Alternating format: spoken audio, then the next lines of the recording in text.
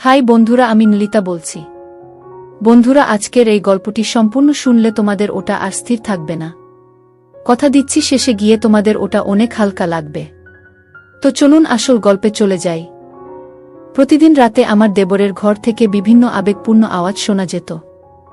সেই আওয়াজগুলো শুনে আমার মনেও এক অদ্ভুত কৌতূহল সৃষ্টি হতো। একদিন কৌতূহল সামলাতে না পেরে আমি তাদের ঘরের জানালার কাছে গিয়ে সবকিছু দেখতে শুরু করলাম। সেই মুহূর্তে যা দেখলাম তাতে আমার মন অবাক হয়ে গিয়েছিল। তখন দেবরকে দেখে আমার হৃদয়েও এক অদ্ভুত অস্থিরতা সৃষ্টি হয়েছিল। সেই অভিজ্ঞতা আমাকে ভীষণভাবে নাড়া দিয়েছিল। এখনও সেই মুহূর্ত আমার মনের গভীরে জায়গা করে আছে এবং তা আমি সহজে ভুলতে পারছি না। সবকিছু দেখে আমার আবেগকে নিয়ন্ত্রণ করা খুব কঠিন হয়ে গিয়েছিল। তখন আমি একটি সিদ্ধান্ত নেই। সেদিন বাড়িতে অন্য কেউ ছিল না।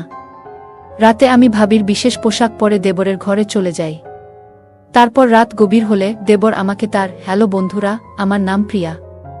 আমি দেখতে খুবই সাধারণ হলেও আমার জীবন একটু অন্যরকম। আমি একটি মধ্যবিত্ত পরিবারে জন্মেছি। ছোটবেলায় গ্রামে থাকতাম, যেখানে মানুষজন নিজেদের জীবনের নানা ঘটনা খুব খোলামেলা ভাবে বলত। তখন আমার বয়স ছিল মাত্র 17 বছর। আমাদের মহল্লার মহিলারা নিজেদের জীবনের গল্প বলতে ভালোবাসত।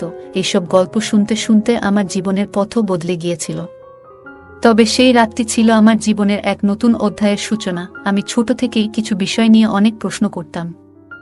আমাদের পাড়ার মহিলারা নিজেদের ব্যক্তিগত জীবনের বিষয়গুলো নিয়ে এমন খোলামেলা কথা বলত যে তা শুনলে আমার খুব অস্বস্তি হতো। আমি ভাবতাম, স্বামী স্ত্রীর মধ্যে যা কিছু হয় তা তো একান্ত ব্যক্তিগত, এগুলো নিয়ে এত আলোচনা করার কি প্রয়োজন? এই ধরনের কথা শুনে আমি প্রায় সেখান থেকে সরে যেতাম। আমাদের পরিবারে আমরা 4 জন ছিলাম, আমি, আমার মা বাবা এবং বড় ভাই। আমার ভাইয়ের বিয়ে হয়েছিল ঠিক 1 বছর আগে। আমার ভাবি ছিলেন খুব ভালো মনের মানুষ, কিন্তু তাকে কখনো নিজের ব্যক্তিগত বিষয় নিয়ে প্রকাশ্যে আলোচনা করতে দেখিনি। আমি নিজেও শিক্ষিত ছিলাম এবং সবসময় ভাবতাম কিছু বিষয় ব্যক্তিগত রাখা উচিত। এরপর সময় কেটে গেল এবং একদিন আমার বাবা আমার জন্য একজন পাত্র ঠিক করলেন। পাত্র ছিলেন আমাদের গ্রামেরই একজন, নাম ঈশান। তিনি শিক্ষিত ছিলেন এবং শহরে একটি কোম্পানিতে চাকরি করতেন। ঈশানের পরিবারে তার মা এবং ছোট ভাই ছিলেন। তার ছোট ভাই কৃষিকাজ করতেন এবং কুস্তি লড়তে পছন্দ করতেন। আমার বাবার সিদ্ধান্তে আমার বিয়ে ঠিক হলেও আমাকে পাত্রকে দেখার অনুমতি দেওয়া হয়নি। আমি এতে খুব চিন্তিত ছিলাম, কিন্তু বাবার কথার বাইরে যাওয়া সম্ভব ছিল না। 1 মাসের মধ্যেই আমাদের বিয়ে সম্পন্ন হয়। বিয়ের দিন পর্যন্ত আমি আমার স্বামীকে দেখিনি।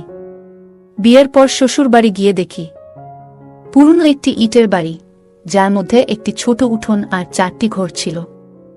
সেই বাড়িতে একটি মাত্র বাথরুম ছিল। বিয়ের প্রথম দিনগুলোর সেই স্মৃতি এখনও আমার মনে খুব স্পষ্ট। জীবনের এই পরিবর্তন আমাকে এক নতুন অধ্যায় নিয়ে গিয়েছিল। আমার বিয়ে হয়ে গেছে এবং আমি এখন নতুন বাড়িতে আছি। বাড়িটি ছিল খুব সাধারণ, যেখানে একটি মাত্র বাথরুম ছিল যা সবাই ব্যবহার করত। যদিও শুরুতে সবকিছু অস্বস্তিকর মনে হচ্ছিল, আমি মেনে নিয়েছিলাম যে এখন থেকে এটাই আমার নতুন জীবন। পুরো দিনটি নানা কাজে কেটে গেল। রাতে যখন সময় এগিয়ে এলো, আমি আমার ঘরে বসেছিলাম। আজ ছিল আমার বিয়ের প্রথম রাত, আর আমি আমার স্বামী ঈশানের জন্য অপেক্ষা করছিলাম। কিছুক্ষণ পর তিনি ঘরে এলেন, হাতে 1 গ্লাস দুধ নিয়ে। তখনই আমি প্রথমবারের মতো তাকে ভালোভাবে দেখলাম। ঈশান দেখতে খুব সাধারণ ছিলেন, পাতলা গড়ন এবং একটু দুর্বল বলে মনে হচ্ছিল। প্রথমে আমি একটু হতবাক হয়েছিলাম, কারণ আমি তার সম্পর্কে বেশি কিছু জানতাম না। তবে আমি নিজেকে শান্ত করলাম এবং ভাবলাম, হয়তো সময়ের সাথে সবকিছু বদলাবে। অনেক পুরুষই বিয়ের পর শারীরিক ও মানসিকভাবে ভালো হয়ে ওঠে। ঈশান আমার কাছে এসে বসে বললেন, প্রিয়া, তুমি আমার জীবনের সবচেয়ে সুন্দর উপহার। তোমার মতো জীবনসঙ্গী পাওয়ার স্বপ্ন আমি দীর্ঘদিন ধরে দেখেছি। আজ সেটা পূরণ হলো। তিনি আমার দিকে দুধের গ্লাস বাড়িয়ে দিয়ে বললেন, এটা পান করো। আমি একটু লজ্জা পেয়ে বললাম, আপনি আগে খান, তারপর আমি খাবো। তিনি হেসে গ্লাস থেকে 1 চুমুক নিলেন এবং তারপর আমাকে দিলেন। সেই মুহূর্তে আমার মনে হলো, এই নতুন জীবনে আমি ধীরে ধীরে মানিয়ে নেব। ঈশান প্রথমেই দুধের গ্লাস থেকে 1 চুমুক নিলেন, তারপর আমার দিকে এগিয়ে দিলেন। আমি বাকি দুধ পান করলাম। তার এই আচরণে আমার মনে ভালো লাগার অনুভূতি জন্ম নিল। তখন তার ব্যবহার আমাকে সত্যিই মুগ্ধ করেছিল। কিছুক্ষণ পর ঈশান আমার হাত ধরে আমাকে কাছে টেনে নিলেন। আমার মনে এক অদ্ভুত উত্তেজনায় ভরে উঠেছিল, কিন্তু আচমকা তিনি নিজেকে দূরে সরিয়ে নিয়ে ঘুমানোর জন্য শুয়ে পড়লেন। আমি খুবই বিভ্রান্ত হয়ে পড়লাম। আজ ছিল আমাদের বিয়ের প্রথম রাত, এবং আমি এই রাতকে বিশেষভাবে মনে রাখার মতো করে কাটানোর স্বপ্ন দেখেছিলাম। কিন্তু সেই স্বপ্ন মুহূর্তেই ভেঙে গিয়েছিল। আমি বিছানায় শুয়ে রইলাম আর চিন্তা করতে লাগলাম। কিছুক্ষণ পর দেখলাম ঈশান গভীর ঘুমে তলিয়ে গেছেন।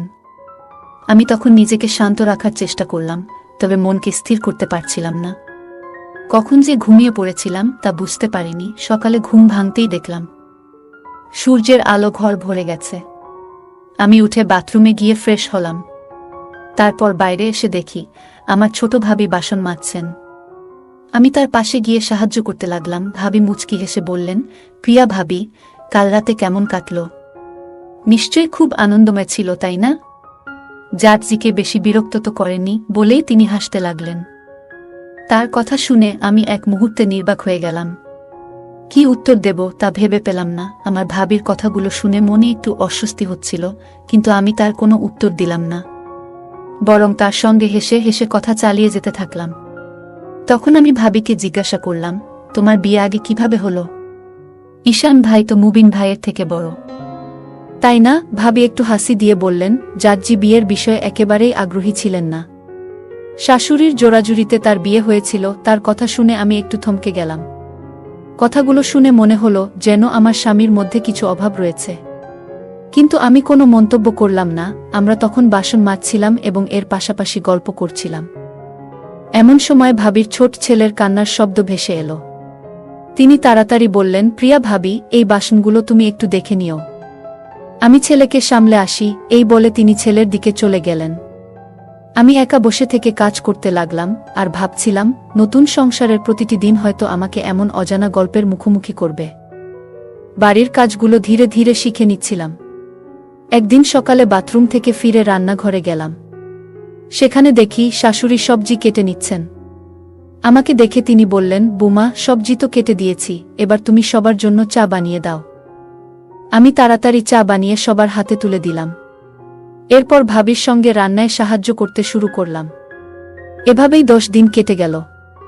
তবে প্রতিদিন রাতে আমি একই হতাশার মুখোমুখি হতাম। আমার স্বামীকে আমি জিজ্ঞাসা করতাম, তুমি কেন এমন করছো? কেন আমাকে সময় দিচ্ছ না? কিন্তু তিনি কোনো উত্তর দিতেন না, মুখ ফিরিয়ে শুয়ে পড়তেন। আমি অনেক চেষ্টা করতাম নিজেকে সামলে রাখার। আমার মনের ভেতর যন্ত্রণা বাড়তে থাকলেও কাউকে কিছু বলার সাহস করতাম না। কিছুদিন পর আমার স্বামী শহরে তার কাজের জন্য চলে গেলেন। আমি তাকে থামানোর চেষ্টা করিনি, কিন্তু মনে একটাই প্রশ্ন ছিল, কেন এই সম্পর্ক এমন হচ্ছে? প্রত্যেক নারী তার স্বামীর কাছ থেকে ভালোবাসা ও যত্ন আশা করে। সংসার সুখে চলার জন্য শুধু অর্থ বা খাবার যথেষ্ট নয়। স্বামী স্ত্রীর মধ্যে এমন কিছু অনুভূতি থাকে যা একজন নারীর মনে সুখ ও পরিপূর্ণতার অনুভূতি নিয়ে আসে। কিন্তু আমার স্বামীর মধ্যে সেই চেষ্টার অভাব আমি স্পষ্ট দেখতে পাচ্ছিলাম। আমি চুপচাপ সময় কাটিয়ে দিলাম আর মনে মনে ভাবলাম, হয়তো সময়ের সাথে সবকিছু ঠিক হয়ে যাবে। বিয়ে করার পর প্রত্যেক মেয়ে ভাবে তার নতুন সংসার তার জীবনের সবচেয়ে সুখময় অধ্যায় হবে। আমিও তাই ভেবেছিলাম, কিন্তু সময়ের সঙ্গে সঙ্গে বুঝলাম আমার স্বপ্নগুলো এক এক করে ভেঙে যাচ্ছে। আমার স্বামী ঈশান কাজের জন্য শহরে চলে গেলেন। আমি চুপচাপ তাকিয়ে রইলাম। মনে হচ্ছিল যেন জীবনের সব আশা ধীরে ধীরে ফুরিয়ে যাচ্ছে। শ্বশুর বাড়িতে আমি একাই 6 মাস কাটিয়ে দিলাম। এই 6 মাসে আমার স্বামী মাত্র 10 দিনের জন্য বাড়ি এসেছিলেন, তাও যেন তার মধ্যে কোনো আগ্রহ ছিল না। আমার মন ভেঙে যাচ্ছিল, কিন্তু কাউকে কিছু বলতে পারিনি। নিজেকে শান্ত রাখার চেষ্টা করছিলাম। তবে এ সময় এক বিষয় খুব খারাপ লাগত। আমার ছোট ভাবিকে দেখে আমার মনে ঈর্ষা হতো। তার স্বামী একজন পরিশ্রমী কৃষক এবং শারীরিকভাবে খুবই শক্তিশালী। তাদের দাম্পত্য জীবন সুখে ভরা ছিল। একদিন আমি শাশুড়িকে বললাম, মা, আমি একবার আমার বাপের বাড়ি যেতে চাই। তিনি অনুমতি দিলেন। পরদিন সকালে আমার দেবর আমাকে বাপের বাড়ি পৌঁছে দিয়ে নিজে আবার ফিরে গেলেন। বাপের বাড়িতে পৌঁছানোর পর মা ও ভাবি আমার কাছে জানতে চাইলেন, শ্বশুরবাড়ি কেমন? তোমার সেখানে সময় ভালো কাটছে তো? আমি চুপ করে রইলাম। কি বলবো বুঝতে পারছিলাম না। আমার মনের কষ্ট কাউকে বোঝাতে পারছিলাম না। বাপের বাড়িতে গিয়ে সবাই যখন আমার শ্বশুরবাড়ির খোঁজ খবর নিতে লাগলো, আমি মুখে হাসি রেখে বললাম, সব ঠিক আছে, কিন্তু যার ঠিক থাকার কথা সেই ঠিক নেই। এ কথা কারো সঙ্গে বলার সাহস হয়নি। আমি জানতাম এ কথা বললে সবাই কেবল হাসবে। ধীরে ধীরে আমি বাপের বাড়ির মহিলাদের সঙ্গে বসতে শুরু করলাম। তারা নিজেদের জীবনের নানা অভিজ্ঞতা, বিশেষত স্বামী স্ত্রীর সম্পর্কের বিষয়ে খোলাখুলি কথা বলতো। আমি তাদের কথা মন দিয়ে শুনতাম, কিন্তু কিছুই বলতাম না। আমার তো বলার মতো কিছুই ছিল না। ওই মহিলারা এমনভাবে তাদের গল্প বলতো যেন সবকিছুই খুব স্বাভাবিক। তাদের কথায় আমার মন কখনো দোলা দিয়ে উঠত, কখনো সইতে না পেরে ব্যথিত হতো। আমি ভাবতাম, ইস, আমার স্বামী যদি আমাকে এভাবে ভালোবাসতো। কিন্তু বাস্তবতা ছিল ভিন্ন। আমার মনের ভেতরে যে পরিবর্তন হচ্ছিল তা আমি নিজেও টের পাচ্ছিলাম। বাপের বাড়িতে কাটানো 1 মাসে তাদের কথাগুলো আমার মনে গেঁথে গিয়েছিল। আমি অনুভব করছিলাম আমিও আমার স্বামীর সঙ্গে এক সুন্দর সম্পর্ক চাই, যেখানে ভালোবাসা ও অনুভূতির গভীরতা থাকবে। হঠাৎ একদিন আমার দেবর এসে বলল, চলুন, আপনাকে শ্বশুরবাড়ি নিয়ে যেতে হবে। মা বাবা আনন্দের সঙ্গে আমাকে বিদায় দিলেন। আমি আবার আমার শ্বশুরবাড়ি ফিরে এলাম। কিন্তু ফিরে দেখলাম আমার স্বামী তখনও শহরের বাড়িতে ফিরে আসি। মনটা একটু বিষণ্ণ ছিল। তখন গরমকাল চলছিল এবং এই গরমে ঘরে ঘুমানোর সময়ও তাপমাত্রা অসহ্য লাগছিল। এক রাতে, রাত প্রায় 1টার দিকে, বাথরুমে যাওয়ার জন্য আমি ঘুম থেকে উঠি। দেবরের ঘরের পাশ দিয়ে যাওয়ার সময় আমি একটা অদ্ভুত আওয়াজ শুনতে পাই। প্রথমে কিছুই বুঝতে পারছিলাম না কেন এমন শব্দ হচ্ছে। আমার কৌতূহল বাড়তে থাকে এবং আমি তাদের ঘরের জানালার পাশে গিয়ে একটু উকি দেই। ঘরে হালকা আলো জ্বলছিল, পাখা চলছিল এবং জানালাগুলো খুলে রাখা ছিল তীব্র গরমের কারণে। যে দৃশ্য দেখলাম তা আমার মনের গভীরে একটা ঝড় তুলে দিল। আমি ভেতরে থেকে অবাক হয়ে ভাবছিলাম, কিভাবে এমন একটা দৃশ্য আমাকে প্রভাবিত করতে পারে। নিজের ভেতরে ভীষণ অপরাধবোধ কাজ করছিল, যেন আমি এমন কিছু দেখেছি যা আমার দেখা উচিত ছিল না। আমি সঙ্গে সঙ্গে সেখান থেকে সরে আসি, বাথরুমে যাই এবং তারপর আমার ঘরে ফিরে এসে শুয়ে পড়ি। কিন্তু আমার চোখে আর ঘুম নেই। বিছানায় শুয়ে শুয়ে আমি শুধু ভাবছিলাম, কেন আমি এমন অনুভব করছি। আমার মনকে বারবার বোঝানোর চেষ্টা করছিলাম যে এই ভাবনাগুলো ঠিক নয়। এভাবেই ধীরে ধীরে আমার জীবনের প্রতিদিনের গল্প এগিয়ে যেতে থাকে। এমন ঘটনা প্রায় ঘটছিল। তার কিছুদিন পর আবার আমি সেই একই ঘটনার সম্মুখীন হই। সন্ধ্যার গরম আবহাওয়ায় বাড়ি ভেতরে থাকলেও ঘুমাতে অসুবিধা হচ্ছিল। এক রাতে ঘুম ভেঙে আমি বাইরে এসে বাগানের পাশ দিয়ে হাঁটছিলাম। হঠাৎ একটি ঘরের কাছ থেকে অদ্ভুত শব্দ শুনতে পাই। আমি বুঝতে পারছিলাম না যে এটি কী কারণে হচ্ছে। কৌতূহলী হয়ে আমি জানালার দিকে এগিয়ে যাই। জানালা থেকে ভেতরে উকি দিয়ে দেখি ঘরে হালকা আলো জ্বলছিল এবং পাখা চলছিল। দৃশ্যটি দেখে আমি অবাক হয়ে যাই। দৃশ্যটি আমার মনের গভীরে এক অদ্ভুত অনুভূতি সৃষ্টি করে। আমি দ্রুত সেখান থেকে সরে আসি এবং নিজের ঘরে ফিরে যাই। সকাল হলে আমি আমার ছোট ভাবিকে দেখি একটু অস্বাভাবিকভাবে হাঁটছেন। আমি তার দিকে তাকিয়ে হেসে বললাম, কি ব্যাপার? মনে হচ্ছে শরীরটা ভালো নেই। তিনি লজ্জা পেয়ে বললেন, হ্যাঁ বোন, একটু কোমরে ব্যথা হচ্ছে। আমি মজা করে বললাম, দেখি তোমার স্বামী যেন তোমাকে একটু বেশিই ভালোবাসে। তিনি লজ্জায় মৃদু হেসে বললেন, বুঝলে দিদি, আমার স্বামী দিনভর মাঠে কাজ করে এত পরিশ্রম করেও রাতে আমাকে সময় দেয়। আমি বলি, একটা ক্লান্তি নিয়ে বিশ্রাম নাও। কিন্তু সে বলে, তোমাকে ভালোবাসা ছাড়া আমার দিন শেষ হয় না। এখন আমি কি করি বলো? তার এই কথা শুনে আমার মনে এক ধরনের ঈর্ষা কাজ করল। তবে নিজের আবেগগুলো চেপে রেখে আমি তাকে সান্ত্বনা দিলাম। সেই দিনই তার মায়ের বাড়ি থেকে ফোন এলো।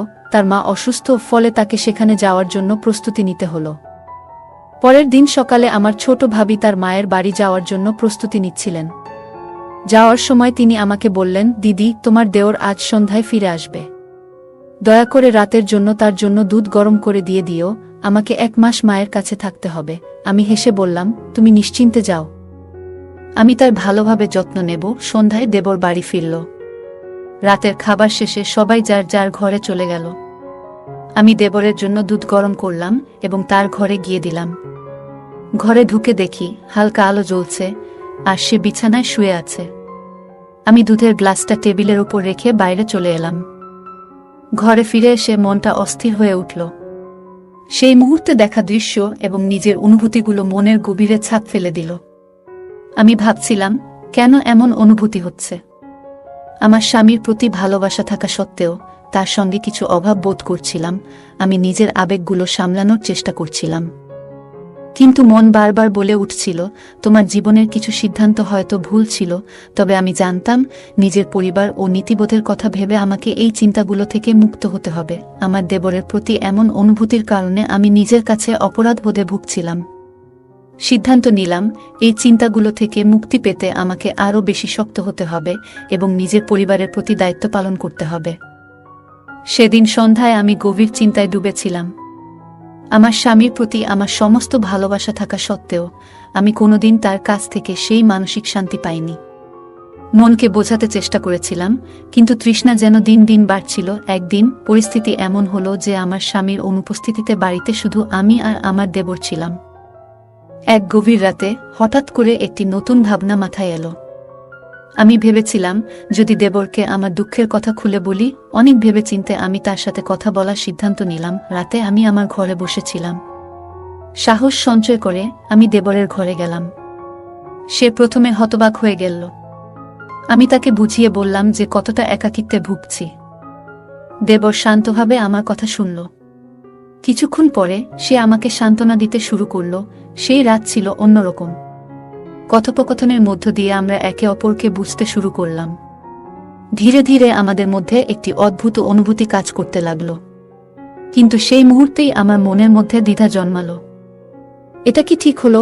পরবর্তী দিনগুলোতে আমি অনুভব করলাম আমার ভেতরে এক ধরনের অপরাধবোধ কাজ করছে। তার মধ্যেই একদিন রাতে যখন আমি দেবরের ঘর থেকে বের হচ্ছিলাম, তখন আমার শাশুড়ি আমাকে দেখে ফেললেন। তিনি আমাকে কিছু বলেননি, কিন্তু তার চোখে সন্দেহের আভাস স্পষ্ট ছিল। পরদিন তিনি সরাসরি আমাকে প্রশ্ন করলেন, তুমি এত রাতে দেবরের ঘরে কেন যাও? আমি তার প্রশ্নের জবাব দিতে পারছিলাম না, কিন্তু তিনি আমাকে বকাঝকা শুরু করলেন। শেষ পর্যন্ত আমি বললাম, মা, আপনি জানেন যে আপনার বড় ছেলে আমাকে কোনোদিন সঠিক ভালোবাসা দিতে পারেনি। আমি এই সম্পর্কের প্রতি বিশ্বস্ত থাকার চেষ্টা করেছি, কিন্তু আমি একা থাকতে থাকতে ক্লান্ত হয়ে পড়েছি। আমার কথা শুনে তিনি কিছুক্ষণ চুপ থাকলেন। তারপর বললেন, আমি তোমার কথা বুঝতে পারছি, কিন্তু এমন কোনো কাজ করো না যা আমাদের পরিবারের মানসম্মান নষ্ট করে। আমার বিয়ের পর থেকেই আমি একটি অনিশ্চয়তায় বসবাস করতে শুরু করি। স্বামীর প্রতি ভালোবাসা থাকা সত্ত্বেও আমি কোনোদিনই সেই আত্মিক ও মানসিক শান্তি পাইনি। স্বামী সবসময় নিজের কাজে ব্যস্ত থাকতেন, আর আমার প্রতি তার কোনো দায়িত্ববোধের প্রকাশ ছিল না। একদিন আমি আমার শাশুড়ির সঙ্গে আমার এই অসন্তুষ্টির কথা শেয়ার করলাম। আমি বললাম, মা, আপনি হয়তো জানেন না, কিন্তু আমি এই বিয়েতে মানসিক শান্তি পাইনি। একজন নারী তার জীবনে যতটুকু আশা করে আমি ততটুকু পাইনি। আপনি কি জানেন আমি কতটা একাকিত্বে ভুগছি? আমার কথা শুনে শাশুড়ি চুপ হয়ে গেলেন। তিনি বললেন, আমি ভেবেছিলাম সময়ের সাথে সবকিছু ঠিক হয়ে যাবে, কিন্তু এখন মনে হচ্ছে তোমার কষ্ট অনেক গভীর। আমি বুঝতে পারিনি যে তোমার এই পরিস্থিতি এতটা গুরুতর। এরপর কয়েকদিন ধরে শাশুড়ি আর আমার মধ্যে কোনো কথা হয়নি। হঠাৎ একদিন তিনি আমার স্বামীকে ফোন করে সবকিছু জানালেন। স্বামী প্রথমে কিছুই বলল না, কিন্তু তার চোখে মুখে লজ্জার ছাপ স্পষ্ট ছিল। সেই রাতে আমি সিদ্ধান্ত নিলাম যে এই সম্পর্ক থেকে বেরিয়ে আসব। পরদিন সকালে আমি আমার ব্যাগ গুছিয়ে নিজের বাড়ি ফিরে এলাম। বাড়িতে পৌঁছে আমি আমার মনের সব কথা আমার মা এবং বড় ভাবির কাছে বললাম। তারা আমার দুঃখ শুনে খুবই মর্মাহত হলেন। ভাবি শাশুড়িকে ফোন করে আমার পরিস্থিতি নিয়ে কথা বললেন এবং তাদের সিদ্ধান্তের সমালোচনা করলেন। এরপর আমার পরিবার সিদ্ধান্ত নিল যে আমার জন্য একটি নতুন জীবন শুরু করা উচিত। কিছুদিন পর আমার ভাই এবং বাবা একটি নতুন সম্পর্কের প্রস্তাব নিয়ে এলেন। একজন সুদর্শন এবং সদয় স্বভাবের মানুষ আমার জীবনে এলো। আমার জীবনে অনেক ওঠাপড়ার পর অবশেষে একটি নতুন অধ্যায় শুরু হয়। আমার বিয়ে হয়েছিল একজন দয়ালু এবং দায়িত্বশীল মানুষ, আমনের সঙ্গে। আমনের প্রথম স্ত্রী 6 মাস আগে এক মর্মান্তিক দুর্ঘটনায় মারা যান। তার পরিবারে তার মা, বাবা এবং ছোট একটি বোন ছিল, যে খুবই মিষ্টি স্বভাবের। আমার বিয়ের 15 দিনের মাথায় আমি নতুন শ্বশুরবাড়িতে প্রবেশ করি। আমন একজন সৎ এবং প্রতিষ্ঠিত মানুষ। তিনি তার অফিসে উচ্চপদে কাজ করেন। তার ভালোবাসা এবং যত্নে আমার মনে শান্তি আসতে শুরু করে। আমার শ্বশুরবাড়ির মানুষগুলোও আমাকে খুব স্নেহ করতেন। ধীরে ধীরে আমার পুরনো জীবনের দুঃখগুলোকে ভুলে গিয়ে আমি নতুন জীবনে মেতে উঠি। আমার স্বামী আমার প্রতি সবসময় যত্নশীল ছিলেন এবং আমাকে সেই ভালোবাসা দিয়েছিলেন যা একজন স্ত্রী তার স্বামীর কাছ থেকে আশা করে।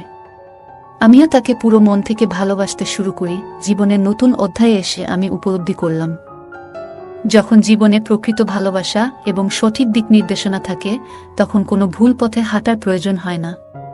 আমি সুখের জীবন কাটাতে শুরু করলাম এবং আমার ভেতরের সমস্ত হতাশাকে পেছনে ফেলে দিলাম। মানুষের জীবনে প্রতিটি স্বপ্ন পূরণের জন্য সঠিক সময় এবং সুযোগ দরকার। একজন নারীর জীবনে বিয়ে একটি নতুন আশা নিয়ে আসে, কিন্তু সেই আশা যদি পূর্ণ না হয়, তখন সে এক ধরনের ভাঙন অনুভব করে। অনেক সময় পরিস্থিতি মানুষকে ভুল পথে নিয়ে যায়, তবে এটা মনে রাখা উচিত, সঠিক সিদ্ধান্তই জীবনকে সুন্দর করে তুলতে পারে। অনেক সময় পরিস্থিতি মানুষকে ভুল পথে নিয়ে যেতে পারে, কিন্তু সঠিক সিদ্ধান্ত নিলে সেই ভুল পথ থেকে বেরিয়ে আসা সম্ভব। এটি দেখায় যে ভুল কখনো চূড়ান্ত নয়, বরং এটি সংশোধনের সুযোগ দেয়। গল্পের চরিত্রটি তার নিজের উপর বিশ্বাস রেখে নতুন জীবনের জন্য প্রস্তুতি নিয়েছে। এটি আমাদের শেখায় যে নিজের প্রতি বিশ্বাস এবং আত্মবিশ্বাস জীবনকে এগিয়ে নিয়ে যায়। গল্পটি আমাদের জীবনের নানা দিক সম্পর্কে নতুন উপলব্ধি দেয় এবং অনুপ্রেরণা যোগায়। এটি দেখায় যে সঠিক দৃষ্টিভঙ্গি এবং দৃঢ় মনোবল থাকলে যে কোনো চ্যালেঞ্জকে জয় করা সম্ভব। বন্ধুরা, এই ছিল আমাদের আজকের গল্প। আপনাদের গল্পটি কেমন লাগলো জানাতে ভুলবেন না। আপনাদের প্রতিটি কমেন্ট আমাদের উৎসাহ দেয়। গল্পটি ভালো লাগলে লাইক, শেয়ার এবং সাবস্ক্রাইব করতে ভুলবেন না। ধন্যবাদ।